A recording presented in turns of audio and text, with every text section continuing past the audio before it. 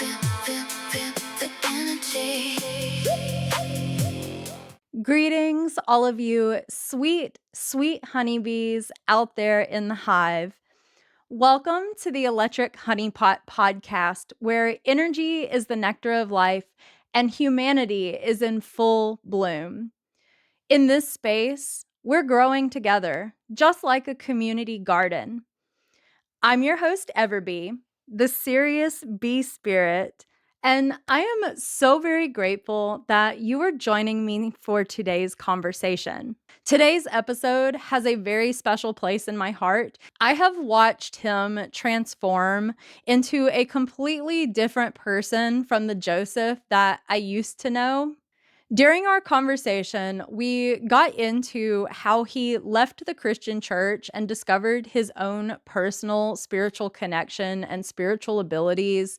We talked a little bit about his struggles of being in the Christian faith as someone who identified as trans.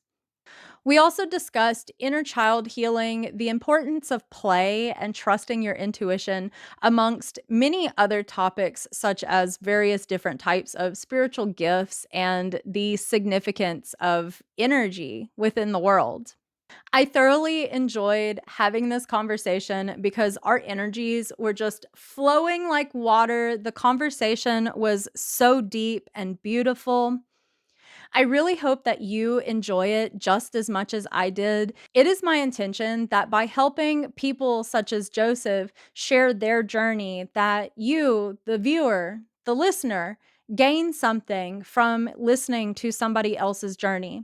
This project is about learning how to listen and how to learn from each other, because we are all just human beings trying to figure it out. And listening to somebody else's story may just be the key you need to unlock something greater within your own life. With that being said, let's get to the conversation. So, I am sitting down with an old coworker of mine. I have known Joseph for 8 years now. Wow. It's been 8 years since I've seen you. Wow. Lots happened in 8 years. Yeah, I am sure. I haven't seen you in 8 years, but I have been following your journey online, and you were just a completely different person from the person that I knew. Oh, man. Kind of like I am as well. Funny how life works like that. Re-meeting for the first time, seriously. Absolutely. Yeah. And I am excited to get to know the person that you have become, the person that you are becoming, and to hear your story. That's good. Yeah. That's good stuff.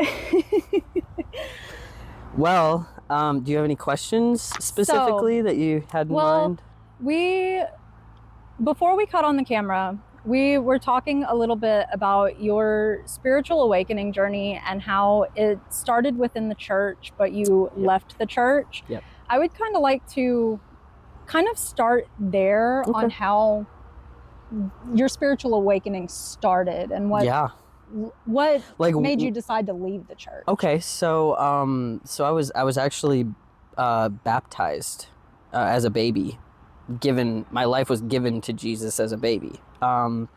So I knew religion from when I knew how to talk and walk. So religion was the fundamental foundation of my life, and I had an immensely huge connection and love base and support system in the church. And whenever I was a teenager, especially in youth group, I definitely stepped into a lot of power, a lot of just this feeling of absolute confidence and certainty in the Christian faith, because of my multiple experiences. You know, I had a lot of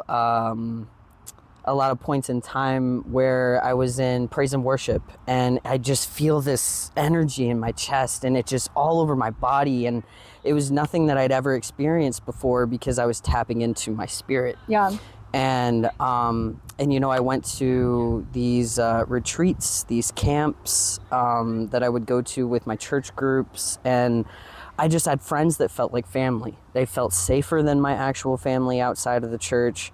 My family outside of the church was very broken, very, very hard to be my authentic self, very hard to be who I was in church. Right. And so, you know, I was this kid that was just waiting day in and day out for when I could go back to church, when I could go back to church, when I could be in that community, that spiritual just release that I could get into and that I could feel. And, you know, praise and worship, putting my hands up, you know, I felt like it was such a beautiful surrender to everything that I had waiting for me outside of the church that was weighing on me and hurting me and destroying my psyche because it wasn't the same. So church was a place that was like my safe haven. It was my run to. It was something that made me feel like me. And whenever I think I was anywhere from 13 to 15 to maybe 16. I'm not exactly sure. Like I said, the memory thing, it's difficult when you've been through trauma, right? Yeah. And it's just it feels like whenever I went through a sermon, it wasn't with my home church. It was with a church that I went to. It was like closer to my high school, and I could walk over to it. And they had this sermon, and it was a 3-week part sermon, and they were speaking about how homosexuality was wrong. Transgender people were guards at Satan's hellgate.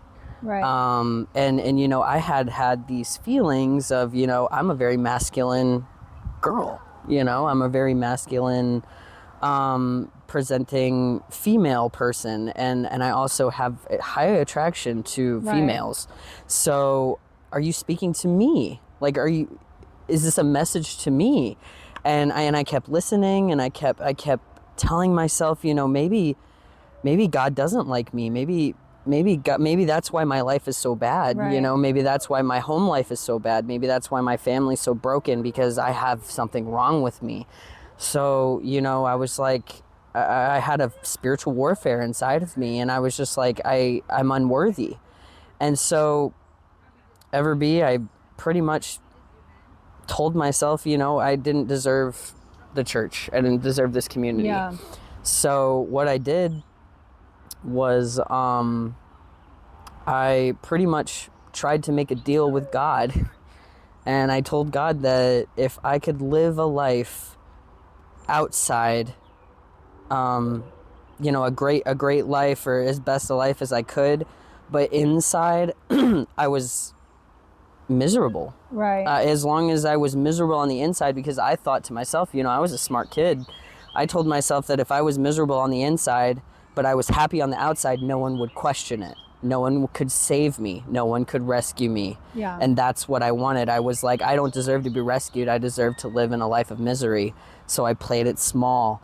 I told myself that I didn't have any confidence. I told myself God hated me, and that I had no place in the Christian faith. I had no place in that community. People that were like family to me, they reached out to me in messages and told me, you know, it's a sin. You can come back. Like, we'll help you. We'll help take care of it. Like, Everby, when I tell you that I was ready to go to China and become a missionary that risked their life for Jesus and God in that Christian faith, I meant it with every fiber of my being. I was ready. I was ready to risk it all for God and Jesus Christ. And that passion in me never went away, but I felt like it was disconnected from me, which is why I bring up I was spiritually dead. Yeah. I killed my spirit. I Yeah. really did. It sounds so. Would you say you were pouring so much into this community and this faith outside of yourself because you felt like guilt and shame within you? You were Yes. unworthy of putting that faith into yourself, so you put it into something outside of you? Which is what I've done up until, you know, like I said, April 10th at 7:00 at night when I watched The Secret, man. I had, and it's so funny. Like, it's really funny when I look back and I look at my old journal entries that were just a couple months ago. Yeah. And it's completely just day and night. I can see where I was faltering in my self-misery, myself just my self-hate. My self-hate was the catalyst of who I thought I deserved like to be, and I deserved to hate myself because I was wrong, because I was lacking. Right. And you know, whenever I watched The Secret, I started changing my way of thinking, and I was like, I can live the same way I was living when I was in the Christian faith. Yeah. I can dance to music that sets my heart on fire. Like From Now On with The Greatest Showman. Yeah. It's like a anthem in my spirit right now. Like, I'm not even kidding when it says from now on, these eyes will not be blinded by the lights. Like, I will not think that the lights were where my spirit was, like the lights of Christianity. Right. And I'm never going back there. Like, and whenever it said, having tea with kings and queens or something like that, I'm losing it because I'm not looking at the lyrics. But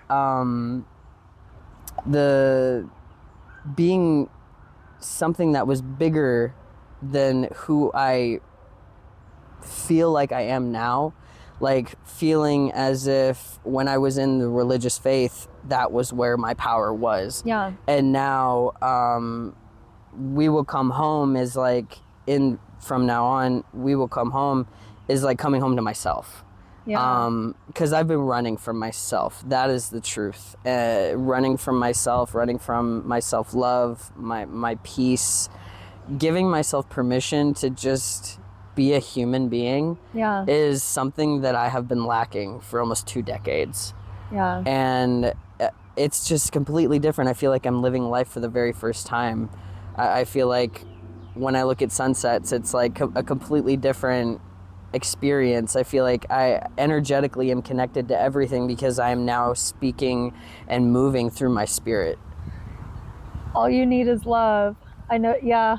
I noticed your tattoo and talking about running away from yourself and just escaping through things outside of yourself, like Exactly. religion and mission trips, all of that. When it all starts with pouring it into you, right? And that's how it comes into your life. And I think that was the most beautiful part about my religious experience, is the fact that, you know, I really found who I wanted to be. Yeah. You know, when I spoke, like, people listened, and I mean, they listened fervently. Yeah. Like passionately when I spoke. Like, I spoke on stages at my church. I prayed for people. I even saw, like, when I tell you that there is serious power in prayer, there really 100%. Is. There really is. I promise you there is, because I have seen it with my own 2 eyes. I have seen people, it's because they believed in their healing. They believe that there is a force that can heal them, and they move accordingly and as if it's already done. And that's something that the religious people are very good at tapping into. Because 100%. They feel like it's this higher being that's sending their energy, and it's not. It's them. It's their belief. They're doing their, it. Yeah. Yes, their exactly. Power. The source within, the kingdoms within. Exactly. Yeah, and our voices are these frequencies that are programmed to us and our spirit. You can feel when people speak. Talking about how everything is energy. Energy doesn't lie. And like I said, energy is it's a universal language. Yeah. Like animals, you can feel it with the animals. You can feel it with nature. You can feel it with water. I feel it with water all the time. When I'm in the water, my whole body is just at complete peace. Yeah, me too. I feel really connected to the water. I think that's because, you know, the primordial ocean that we come from, it's like this cosmic sea. I feel source is like this energetic kind of watery presence that we come from. Submerge. It's fluid. Submerge yourself. Yeah, yes. It's fluid. Yep. And water just reminds me of that. I love that. Yeah, I'm so drawn to water. Waterfalls are probably one of my most beautiful, like, natural sceneries. I just get lost in that. I can stare at a waterfall forever because I'm just like, it's such a heavy weight, but it looks so beautiful. It's kind of just like fire. Fire is so dangerous and so all-consuming, but it is so beautiful. When you look at it, you can see, I mean, I take pictures of fire and I see so many different symbols, different animals, sometimes different, like, I'll see a complete scene of people and things, and I'm just like, that is amazing. So you're scrying. I don't know what that means. So, you know, whenever the stereotype is like a witch or a gypsy staring in a crystal ball and they're seeing pictures, that's called scrying. Oh. And you can do it in water, you can do it in fire, you can do it in the clouds. Oh, wow. Yeah. I see things all the time. Yeah, that's another spiritual gift. In other things, like all the time, and I never understood it. I always just thought it was always something cool. That's it's a type of clairvoyance. Wow. It's another spiritual gift you have. Yeah. That's really cool. I love how I learn something new every day, man. But yeah, I that's the craziest thing. Like, I feel like I have so many spiritual gifts that, you know, definitely were birthed in religion, and that's why I want to tell people, like, I have nothing against religion in the love sense, in the support sense, in the community sense. I have a problem with the judgment, the hate, and the fear. Yeah. That's it. The dogma is a really big issue for me personally when it comes to religion, because I do feel like people are activating the Holy Spirit when they're when they're in those places. Their spiritual energy, yes. Yeah, that energetic 100%. Feeling that you have in the church is most definitely real. It's very happening. Real, yes. But within a church, you are taught you have to give that away. Right. That it is not yours. It's not yours. It does not belong to you when... Especially when you go off the path. When you go off the path, it is like a wall is built and it is taken from you. Yeah. That's wrong. And that can cause so much damage. That caused me so much damage as a child. I turned severely suicidal, but because of my belief in the Christian faith, I thought that I would go to hell. So I was just miserable. I was a dead person walking. That's really the truth. For so many years. It wasn't until I met my my chosen mother, actually, at about 22 years old, 23 years old. We started to really connect when I was 26, and we have the greatest relationship I could probably ever imagine now at 31. But it's very true that when you're not surrounded by people who uplift you, who speak life into you, who make you feel like you are something special, something important in this world, it is very hard to love yourself. It is very hard to even try to see a path to love yourself. And that's why I speak so highly when it comes to community, people who you feel safe around.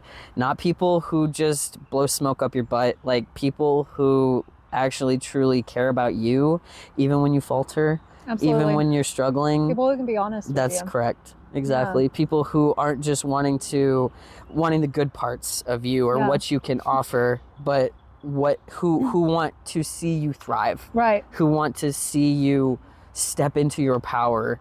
And that's the kind of person that I try to be to every person I've ever come in contact with, because it's something that could change your whole world. Yeah, the smallest little gesture of kindness could change someone's life. Right. Like that's the reason why I've been trying to, as especially stepping into my new era, I'm trying to be more open to smiling at people, trying to make eye contact, because you have no idea that person could be begging for the universe to show them a sign. Absolutely. To keep going, or that, life is not as bad as it seems, or people are not as scary as they seem. And you can be that example. Yeah. And I think that that's something that's so beautiful. Like we feel like the world tells us that we have no control, or that, we don't make a difference. But it is the smallest things. That's why I have this tattoo on my arm that says everything happens for a reason, because I do truly believe that everything, and I mean that. And people, they'll challenge me and say, like, what about death? What about trauma? What about those kinds of things? And I said, every single piece of trauma that I have swallowed and endured has forged me into the person that I am. Forged in fire. It has. Yeah. And the truth is, I look back, especially now where I'm at now, I look back and I'm like, there are so many chances that the universe gave me to get out, and I didn't. And I have to understand that. I have to swallow that. I have to take that responsibility. Yeah. I was given the chances. I did not pay attention to them. I didn't give them the time of day. I didn't lean into them. I ran away. sometimes you got to go through the lesson. It's true.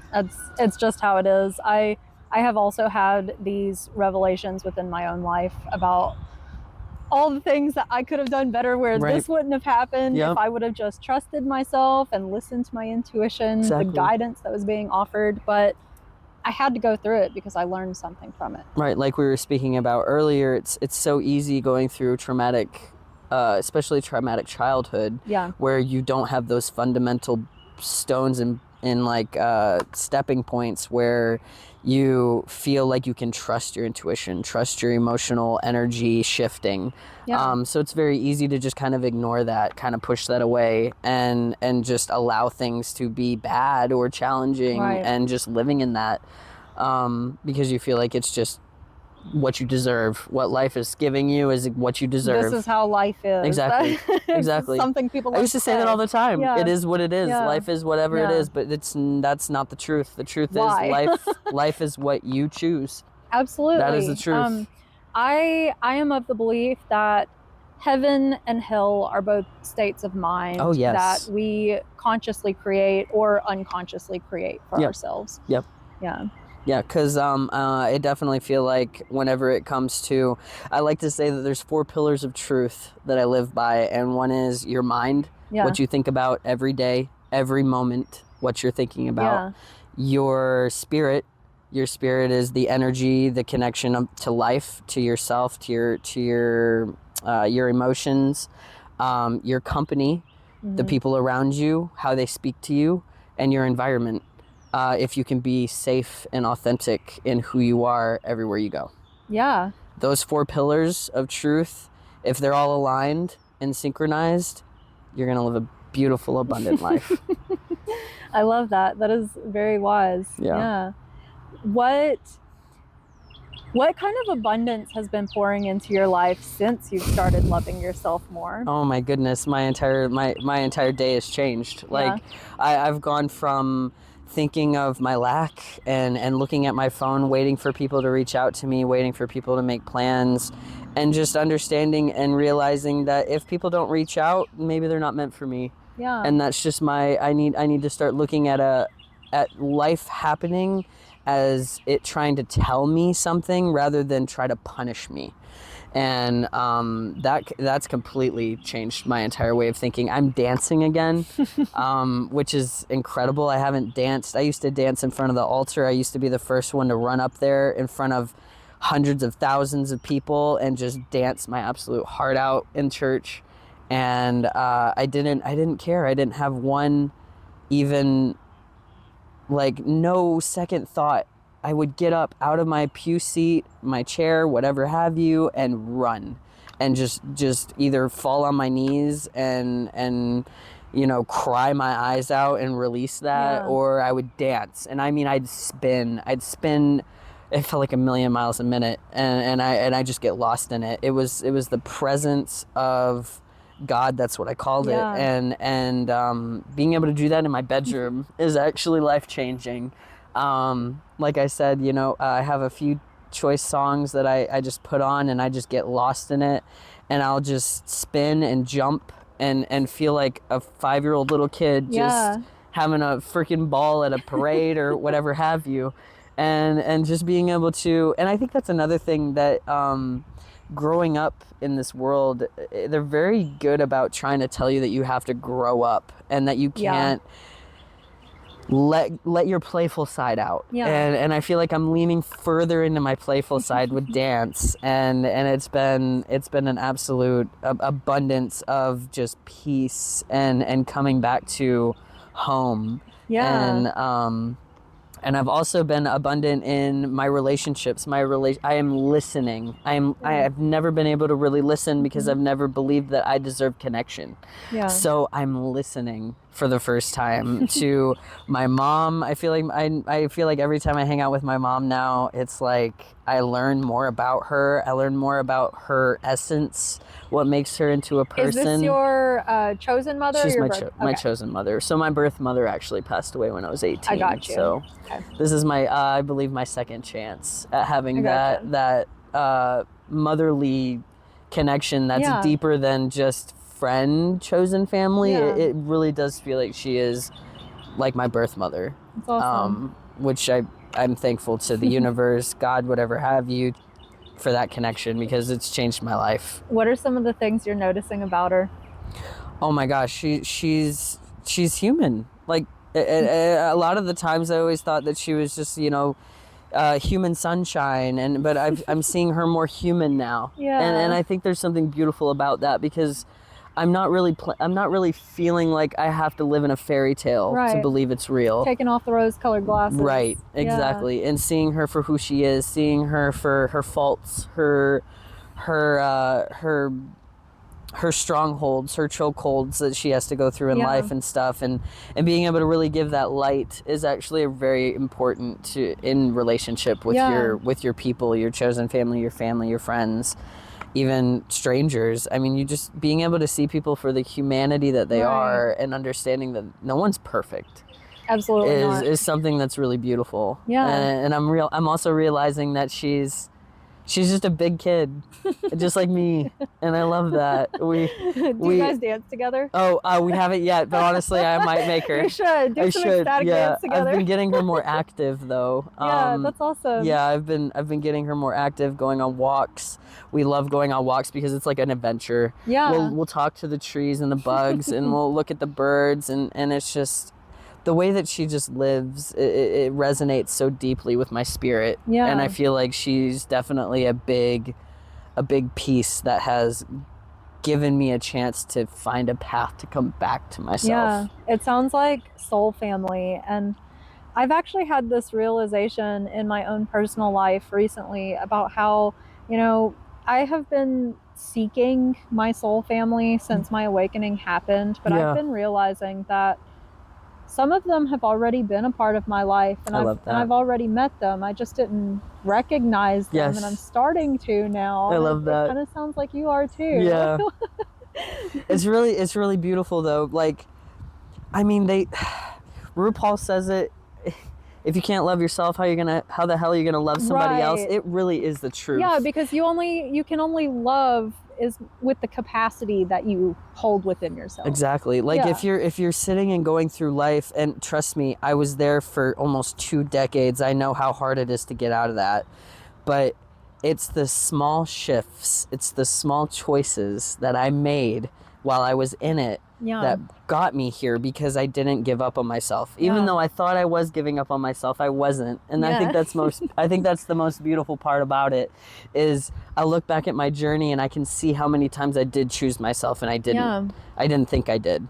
Yeah. And how I felt like things were happening that were so bad because of something, but it was really an opportunity to get me to where I needed to go. Yeah. And it's just being able to shift your mind to understanding that we don't have bad days. I don't speak that I have bad days, because I don't believe that any day is actually bad. Yeah. I believe we have challenges, and I believe that we can either make those challenges benefit us, or we can make them deplete us. And I feel like people who dwell too far into their challenges, and they feel like they're helpless, they feel like there's nothing that can be done. It's the smallest shifts. Like, whenever it comes to a relationship that you feel like is going absolutely nowhere, you're feeling like there's a lot of lack, right? You can dwell on that, and you can punish them for that, or you can shift yourself, your belief, your way. You could figure out, if you have a good mindset, if you're thinking, hello friend. A little ant stopping by. Yeah. I had a spider on my chair earlier when I was laying the pashmina down. Oh. He does not want to go back to Earth. There we go. That's how you know you're high vibe, when you're helping an ant to get off. Yep. I don't kill bugs. I'm not disrespectful to bugs. I love bugs. Yeah, same. I think that they have a life that needs to be lived, and and just as we do. So I try to be respectful to all creation, all creatures. Speaking of, I've got a spider on me. You just said that. Yeah. It's not the same one. It's a different one. Come on, guy. Yeah, I feel like there's so much more of a respect for Earth, and nature and people and energy now that I love myself. Yeah. And it's something that's just completely altered my entire walk. Yeah, so reconnecting to yourself has shown you how connected you are to everything. Yes. Yeah, Yeah. that's powerful. Which is absolutely just life-changing, because Yeah. I kind of look at it in this way. Like, I feel like, you know how I told you that I made a deal with God, Mm-hmm. that I would be miserable inside my mind for the rest of my life so that Right. I could one day have a seat in heaven. Right. And I wanted it to be a mental prison so that no one could save me. Right. And I would live out my life in a fake happiness so that no one would question it. Right. And I feel like after I've come back to myself and I've actually learned how to spiritually connect and love myself again, I feel like I've been released from a life max prison. Like, I feel like I was never meant to see the sun. I was meant to just stay in this cell for forever. Right. And I was never meant to be out. And now I feel like I was proven non-guilty. Yeah. And I've walked outside of that max prison, and now I'm just like, I get to live.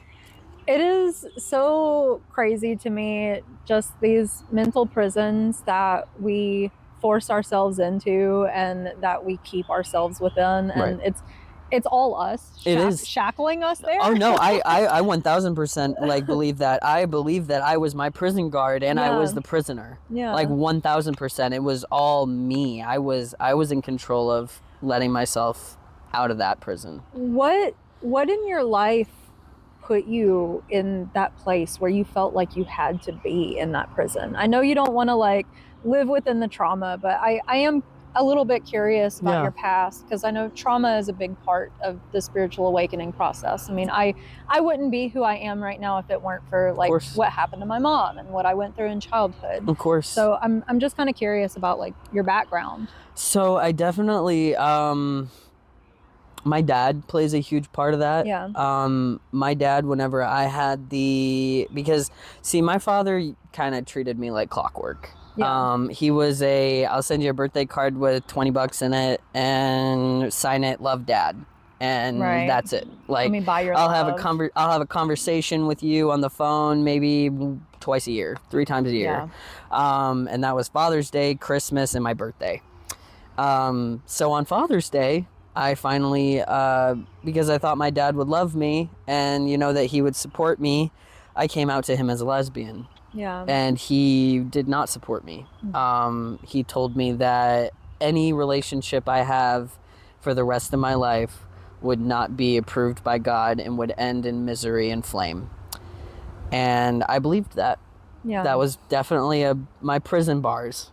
That was definitely my prison bars. Was my father. He doesn't want a relationship with me, doesn't want to connect with me, Yeah. doesn't want to know me, especially whenever I came out as transgender. He definitely just disowned me. Right.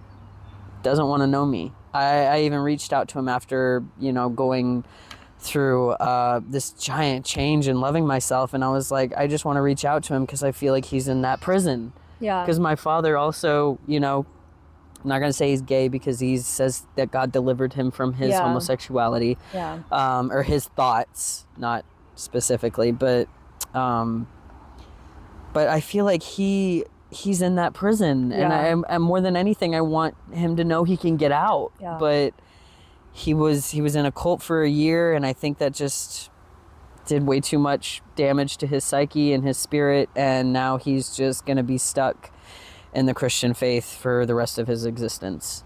And the thing is, like, he was a great dad when I was going to go to discipleship school. Yeah. And become a missionary to go to China. He was a great dad. He even drove hours just to come get me dinner. And You were being what he wanted you exactly what he raised me to be. to be. Yeah. Right. So that was definitely one thing that I couldn't. And the other thing was just, I only had those spiritual experiences when I was in church. Yeah. So I felt like it was real. Right. right? The religion was real. God was real. Jesus was That's real. what you need to have it. That exactly. Yeah. That's the only way I would ever be connected to it again. But because of that sermon, I felt I was unworthy. I felt because I tried my best, you know, to live the straight cis life. I tried my best to be something I'm not. And I was like, I guess I deserve to be in this prison. I guess I deserve to be outside of that spiritual power because of the life that I'm choosing to live. And that was definitely another prison. And another one was definitely my absolute unconditional love for people and not having that reciprocated. Yeah. People pleasing stems from taking on like trauma from absent parenting. Right. I have also been a people pleaser my whole life, and I was neglected within my narcissistic You don't allow family yourself to be system. exhausted. Yeah, no, and it's you taking on someone else's lack of love and overcompensating for it, but showing lack of love to yourself as a result. Exactly. Yeah. And I feel like I feel like that was my way of loving, like of feeling like I was worthy of love was from other people because I couldn't love myself. So I used to tell myself, you know, I mean, I used to tell people straight up back several years ago, I hate myself and I love you and I want to take care of you and don't worry about me. Don't worry about me because I don't care about myself. Like I would tell my partners that. And I really hated myself that much. Yeah. And it really hurts me now when I go back to those old posts that I made when I was in high school and a young adult. And I used to, you know, reading my old journal entries even a couple months ago. Like I feel my pain. Yeah. I was in so much pain that I just never allowed myself to actually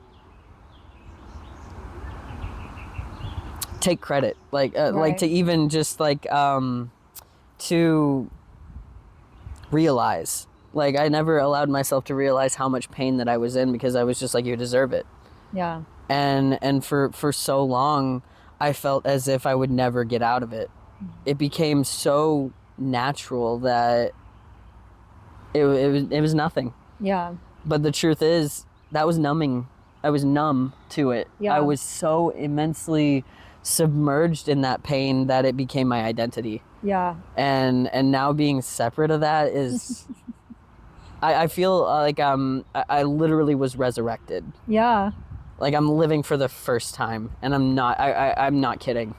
I love that. It's a rebirthing process. It's dying. Like it's really, a form of dying. Yeah, like literally the last two decades I don't even feel like it was me.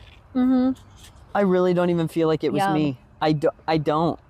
I feel like that person died. Yeah. And I was resurrected. Like, and it's crazy to say that because it took so much power over my life. I dwelled on it for years. Yeah. And it held such a prominent place in my walk, in my identity, and who I was.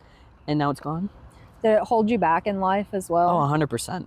100%. I could never truly connect. That's what I meant by I never really listened. I sat there and I'd like kind of shake my head and I'd give advice, but I didn't speak with certainty. I didn't speak like I can speak now. Right. And that's why I see myself speaking on stages to crowds of people. I see myself walking a walk that makes people turn their heads and says, what is with you? Like what's going on here? Like I want that. And that's not out of ego at all in any way, shape, or form. It is, I want people to think. Like I want people to think, what are my 4 pillars? Right. Are they aligned? You're meant to share your light with the world because you're meant to help ignite the light within others. And that was actually going to be my next question is, how are you approaching sharing this with the world? Like what are you working towards creating so you can give back? what I you mean, gained wisdom-wise to my help ADHD is gonna come out a little bit, but Yeah. I would love to write a book. Yeah. I would love to. I mean, I've done small videos on TikTok. I have my TikTok that I have that I've made small videos here and there of speaking my story. I did one recently that I'm really proud of. Yeah. Because I do want to speak my story because I feel like it could really shift people's lives. Yeah. And that's not, again, not me trying to speak out of ego. I don't think that I'm better than Right. anyone else. That's the truth. I just believe that because of my religious upbringing, I know what spirit can do. Right. Like I know. And there are a lot of people in the church that have dealt with similar thoughts and feelings that you have. I mean, I have a religious background myself, Yeah. and I have struggled with the same thoughts and feelings associated with that upbringing. Right. And I'm a firm believer that we're meant to share our stories because everyone has a story to tell. Yes. Everybody has something to learn. That's why I love and your podcast. Everybody has something to teach. I actually just had a thought as we were talking about this. I know you do these long Facebook posts Insanely. as well. I have actually thought about like creating this community section of my website, like a community forum for people to post their own blog posts instead of just my personal blog. So that's actually something I might give more thought to, and maybe you join and I'd post love on there to. as well. I have so many different little entries, and I find myself, it's so funny, I find myself writing in a post on Facebook, and then I realize it's too long, so I just copy it and put it in my notes. Right. Because I'm just like, no, it's just too much. So you're talking about how you've been wanting to write a book, but you struggled to like actually sit down. But if you're making these posts and you're copying them into your notes, what if you did like a kind of like letters from the soul kind of thing, where you do a book where it's like these posts that you're doing where you're not actually sitting down writing these full chapters. Oh my gosh. But whenever you get that creative spurt where you I have those a lot. Yeah, where you do feel like you can write it all down and then just compile it into a book. And again, like I was telling you about how when I speak, like it flows out of me. That's the same when I'm writing. Like when I'm writing, it just flows out of me. It's almost like I'm not even thinking. It's just coming, and I can't write fast enough. I can't type fast enough, and it's really beautiful. It's really beautiful. It's almost like someone else's words. Yeah. But it's me. Yeah. In another way. Yeah. And it's like whenever I reread it, sometimes I'm like, wow, I really sound like I know what I'm talking about. It's the ego integrated with the higher self, because you came here to play a character. You can't fully get rid of the ego. Of course. It's meant to exist, like Joseph is meant to exist. Of course. And you know, that feeling of it's not really you and it's just flowing out of you, like it is you, but it's also your higher self. Right. Yeah. Yeah. And that's something that's really beautiful also, is like I'm learning from myself. Yeah. Like not many people can really say that. Like you're learning from yourself. Like that's something that really pulls me down and really gets me quiet, and especially like in meditation and stuff like that. Like I can tap into an energy that is so outside of me that doesn't even feel like me. How do you meditate? Meditation's always really interesting to me because there's different types of meditation, and I'm someone who personally has a hard time like sitting down, being still, and just like focusing on my breathing. So I see my writing as a meditative practice. Love that.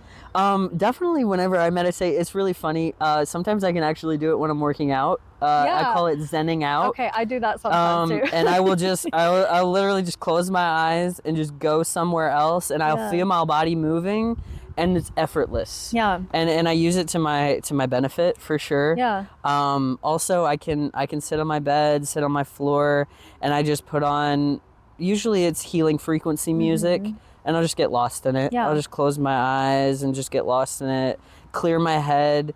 Most of the time I'm not thinking, which is crazy because I was an overthinker, and now I can sit in absolute silence and be actually just be attuned with my spirit and my energy, and being able to just feel instead of talking or thinking. And And it's really beautiful. That's why I said that energy is a universal language, because it's a completely different language.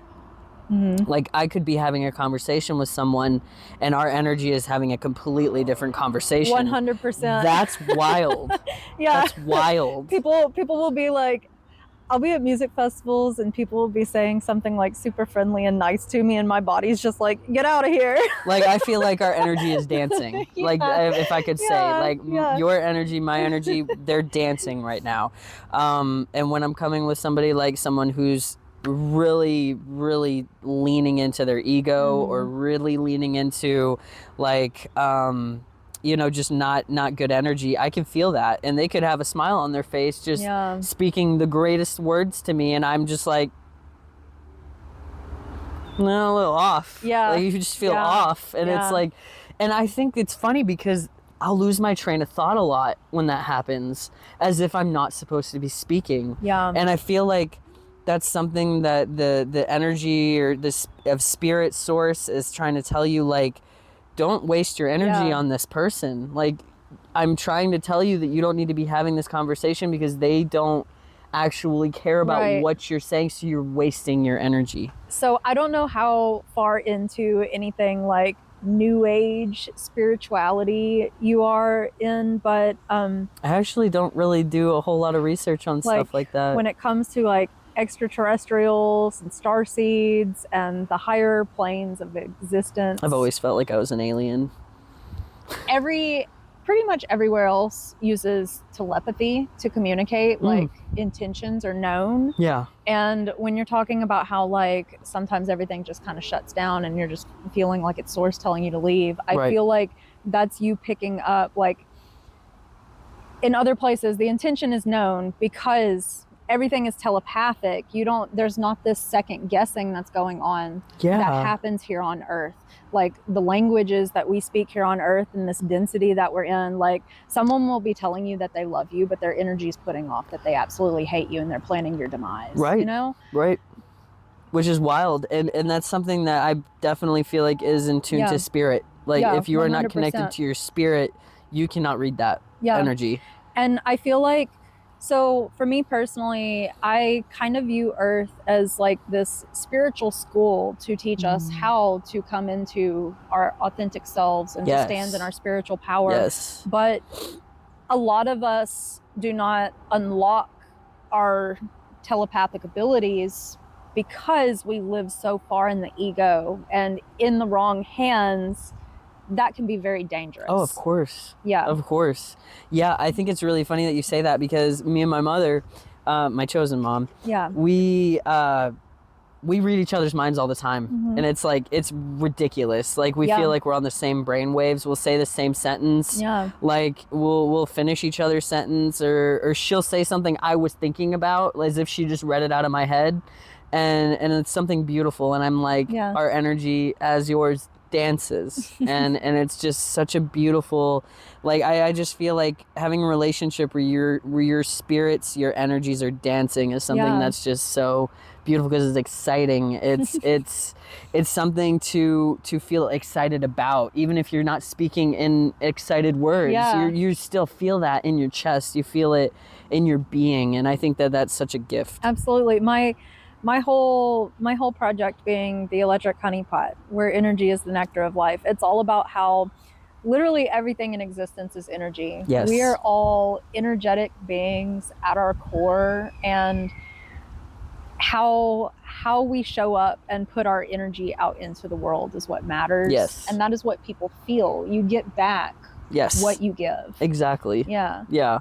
And I feel like people who have bad energy, they will constantly yearn and pull in and kind of like a black hole. Exactly. Bad energy. Sad, but it's honestly really sad, because the people that are like that, they're just disconnected. They're just disconnected from their humanity, their being, their soul, their spirit. It for themselves, so they take it from others.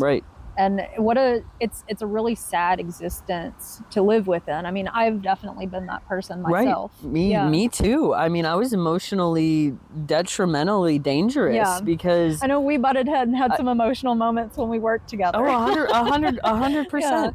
And that's because of being disconnected from your spirit. I really, truly believe that once you're connected to your spirit, your whole life changes. 100%. And like I said, religion is a very good blueprint for that, but it's not the answer. It is not the answer. It's ultimately about forming that personal connection with God, because God, the source, is within you. Yes. Yeah. Yes.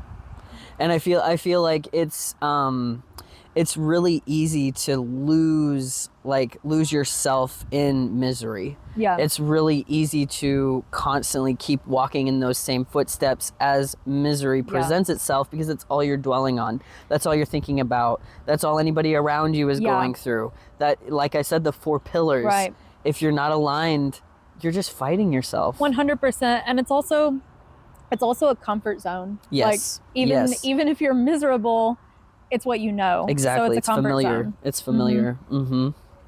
And I think that that's the reason why it's so important for when people, make stories or write books, it's very, very important not to make people feel like, they're a victim because of their hard times, their negative energy. There's some victim that just needs to be stuck in that, and you need to be able to show people like there are small ways you can show up and be an example to people without telling them this is what you have to do, this is who you have to be, this is how you have to do.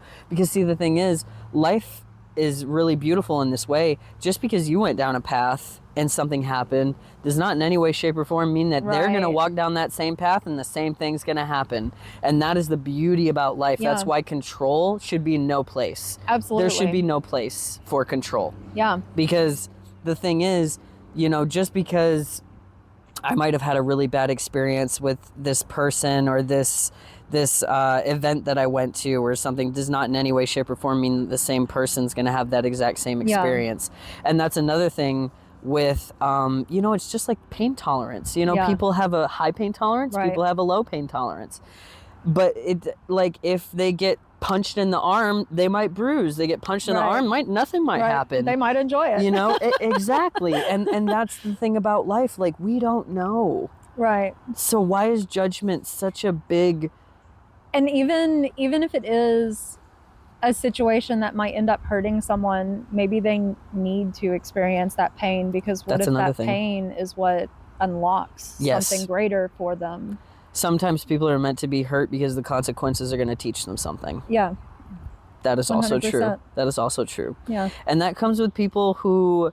definitely narcissistic people who feel like they're this high, mighty, good going, great person, and then they're treating everybody around them like dog crap, and they're just feeding that. I'm a firm believer. You either speak life or you speak death. There's no in between. There's no in between. That's why you have to watch what you say to people and how you speak to them. They call it spelling for a reason, because you're casting spells every time you speak. I mean, it's prayer. It's intention. It's intention setting. 100%. Yeah, exactly. And I think that's also our energy, is in speaking. Because when you speak and you're either speaking, like for instance, you tell somebody who, drew a picture, and you speak to them and you say, wow, you really need to, keep practicing. That can speak to them as in like, well, is practice even worth it? Like, am I even worth it? Am I ever even going to get better if you say that? Right. Or you can speak and say like, wow, this is really good. I can't wait to see how much better you get.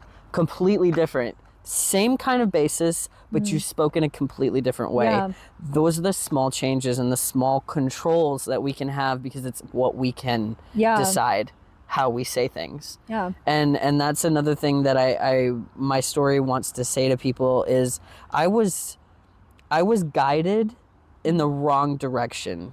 And I believed that that was the direction I needed to go because I didn't love myself enough to question it. Right. So it was when I loved myself enough to question it, then I decided I want to go a different way. Yeah. And I think that that's really powerful also with self-love, is because you're not afraid to lose people. Yeah. You're not afraid to lose people. That's the truth. You never lose anything that's meant for you. That's exactly right. Yeah. Yeah. You only lose the things that are weighing you down. I mean, some people are meant to come into our lives to teach us something. Some people are only meant to be there for a season. Some may be Yep. there for a lifetime, but those people are very, very rare. Yep. Yeah. Yep. And I'm a person that when I'm a friend for life. Yeah. Always, forever. I don't care what you've done. I don't care how bad Yeah. it got. I don't care how bad our fallout was. Yeah. I still love you. I still hope the best for you. And I hope that you heal. I hope that you thrive. And I Right. hope life treats you well. Like, Do you maintain boundaries? Like, does that relationship change? Like, for me personally, it definitely changes. Like, there have definitely been people that I loved with all my heart. I still love them with all my heart. I Yeah. realize that they're hurt people. I was a hurt person, but if they were to come back into my life, I would have to tell them, I'm sorry, but I can't have you in my life. I mean, distance is Yeah. very important, especially when pain is prominent. But also, I come from a place where people can change. Yeah. Because I People have can. myself have changed. And I feel like if they're meant to be in my life, my energy will tell me that. Yeah. I definitely feel like I can speak more firmly on that now than I would Yeah. be able to if we would have had this conversation months ago. Yeah. Which I think timing is really beautiful as Yeah. well, because I've been wanting to do this with you, Yeah. but it didn't happen until I feel like it needed to. Oh, 100%. I have also been wanting to sit down and talk to you because I do read your posts. You talk about how you don't know if anyone's reading them, and I don't read all of them, but I most definitely read your post, and Yeah. you are so full of wisdom. I resonate with so many things that you have to say and your personal story, and it just hasn't felt right. But then over the last couple of weeks, I've just felt those puzzle pieces falling into place. And then this morning, I literally uploaded that video with a creative writing piece about how destiny is like a puzzle. And right as I'm uploading it, you send me I read your message talking about a puzzle, and I'm like, oh my gosh, this is so aligned right now. I love it. It's happening when it's meant to happen. Yeah, exactly. The divine timing. The divine timing, it is crazy. It really is truly crazy. Yeah.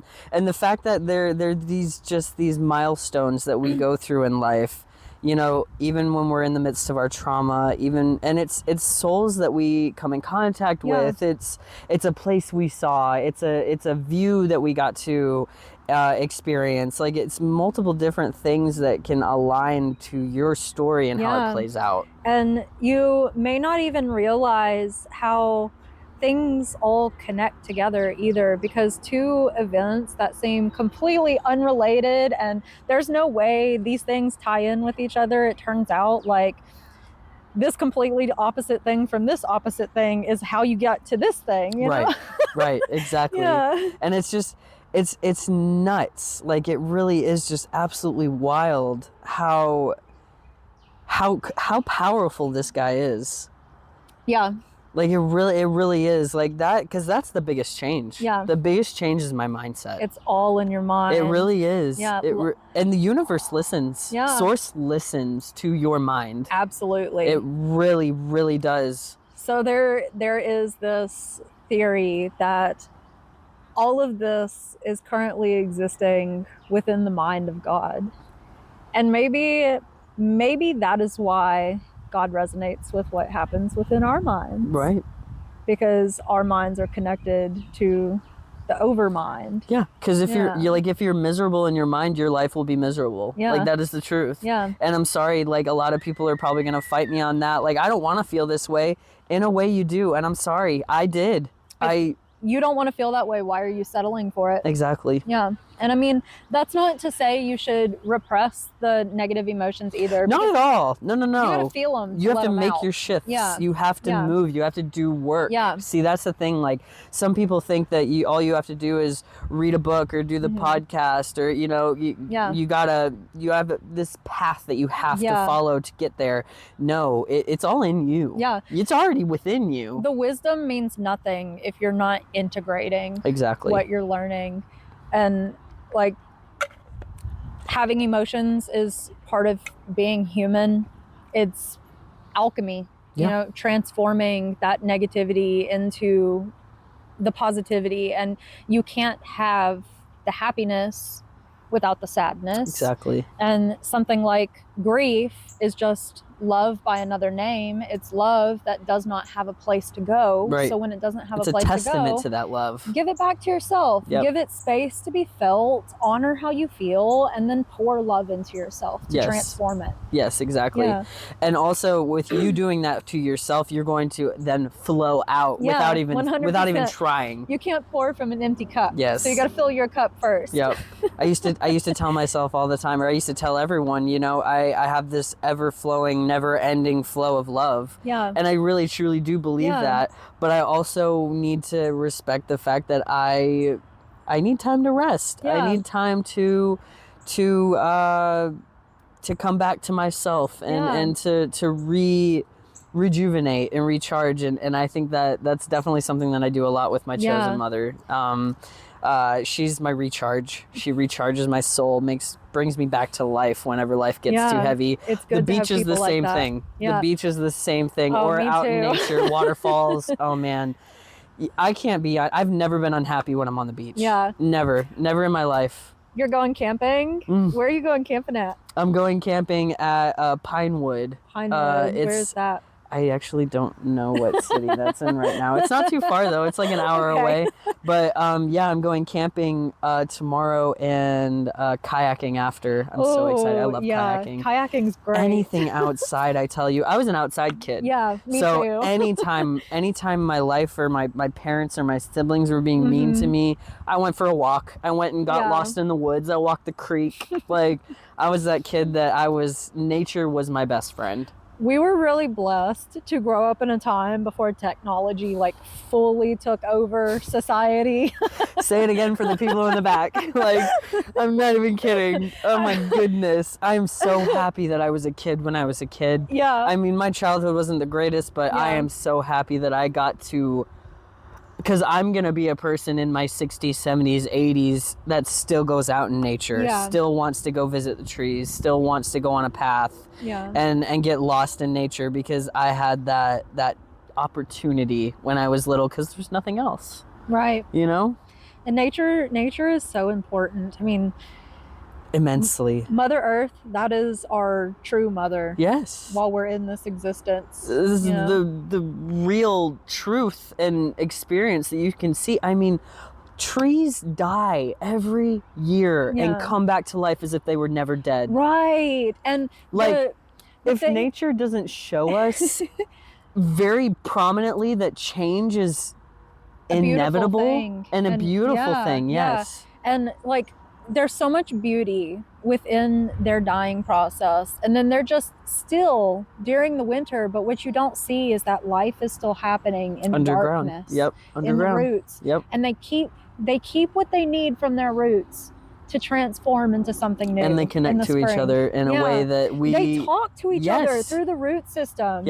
And then the mycelium network, like the mushrooms, they're all talking to each other underneath the surface too. And don't get me started on animals. Don't get me started on animals and how animals have miraculous behaviors that if humans could perform the same miracles that animals could perform, it's immense. It's ridiculous. Yeah.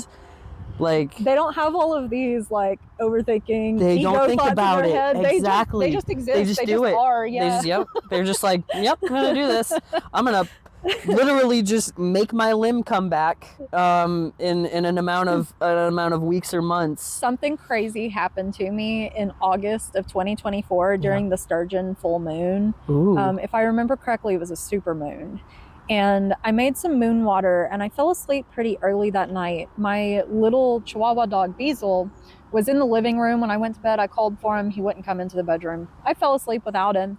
In the middle of the night, I woke up hearing him jumping off the couch. Like, I heard a thud, and then I heard his little collar jingling in the living room. Uh-huh.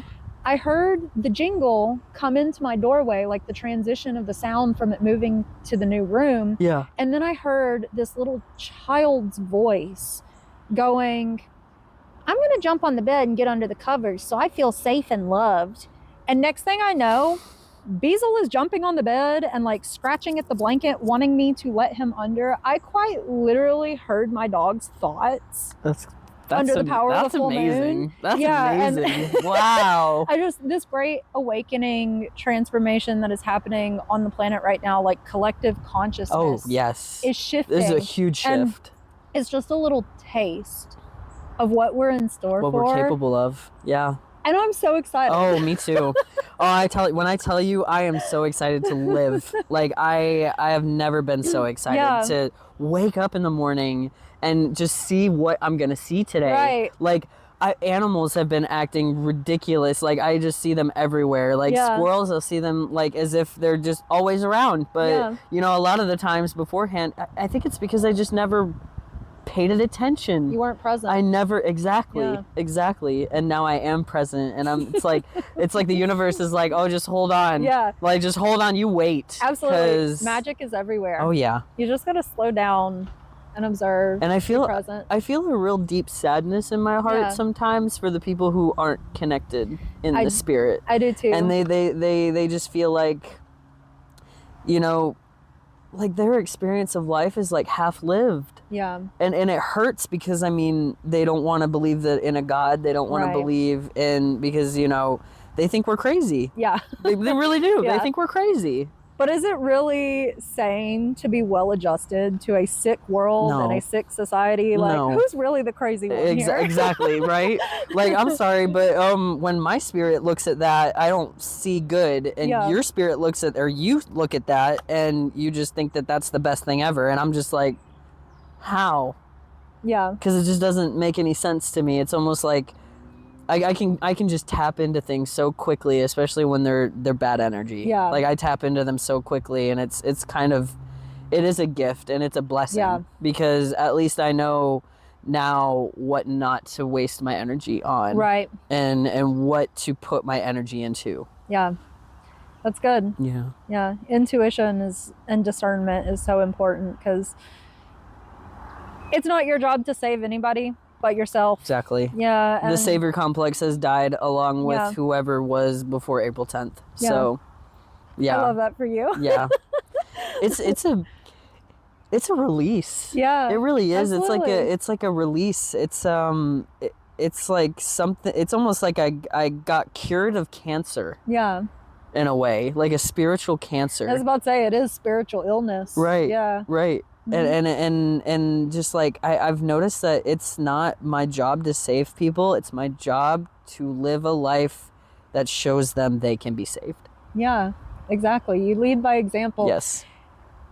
You are the lighthouse. Yes. The beacon in the darkness that shows them that light can be found. Yes. Yeah. I can't drive their boat. I can't give them their path. Yeah. I can show them that it's possible. Yeah. And that's it. That's all I can do. And that's enough, because it's those small things, those small moments, those small seeds that get planted. Yeah. And they choose to water them. Yeah, 100%. Yep. I love that.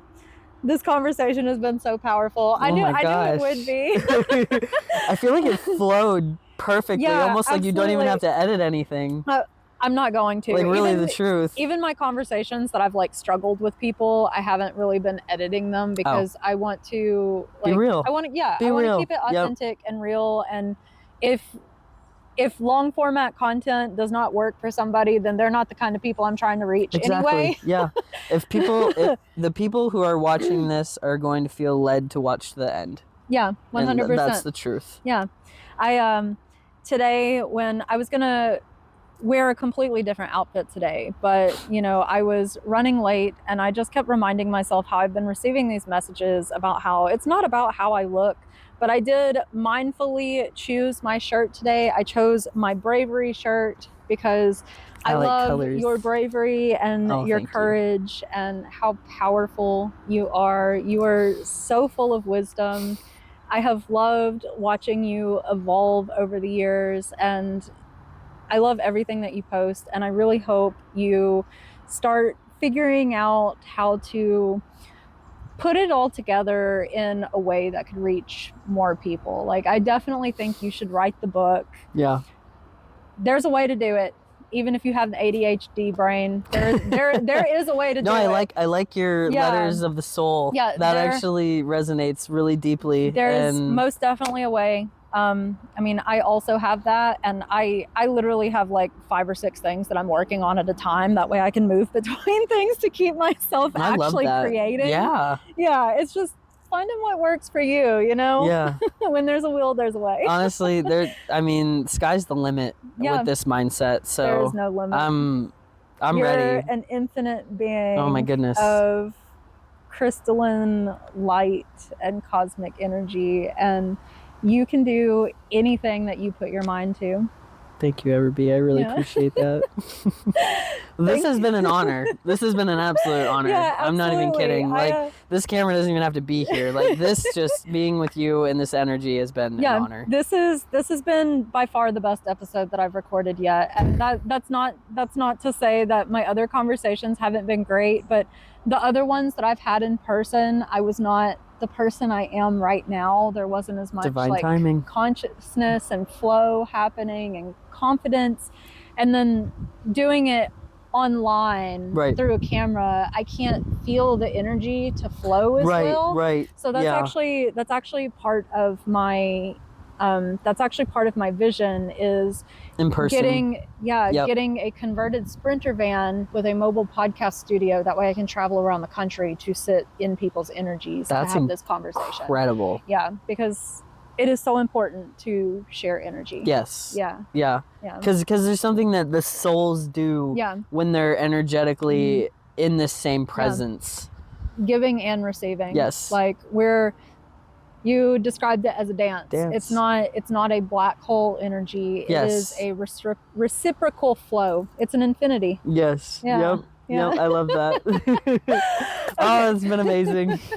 Well, thank you so much for coming on here. I am so grateful that you sat down to talk to me. Yeah. Maybe we'll do this again sometime, because it would be cool to revisit people in the future and see where they're at, because this is a ever-evolving conscious process of life. Yeah. Yes. Oh my goodness. But thank you so much for watching. Thank you. Thank you so much for taking the time to listen to the Electric Honeypot podcast and getting to know Joseph all over again with me. If you would like to follow his journey and support him, I will be including all of his social media links down in the description box below. If you are interested in being a featured guest on the Electric Honeypot podcast, sharing your own personal journey, where you're going, what you're trying to create in the world, I would absolutely love to hear from you. Please be sure to visit my website, electrichoneypotproject.com. You may submit a contact form down at the bottom of the webpage, or you could email me directly at BeeConnected@electrichoneypotproject.com. Both of these I will include down in the description box below. I would love to hear from you. I want to hear your story, and I want to help your platform grow by inviting you to be a part of mine. We're in this together. As always, I hope you have a wonderful rest of your day, night, week, month, year, and life. Remember to be curious, question everything. Most of all, stay sweet, honeybee. Sting when it counts. Bought a one-way ticket on a hero's journey, awakened on earth. Yes, I am back again, forging my path to ascension. My mind greater than any weapon.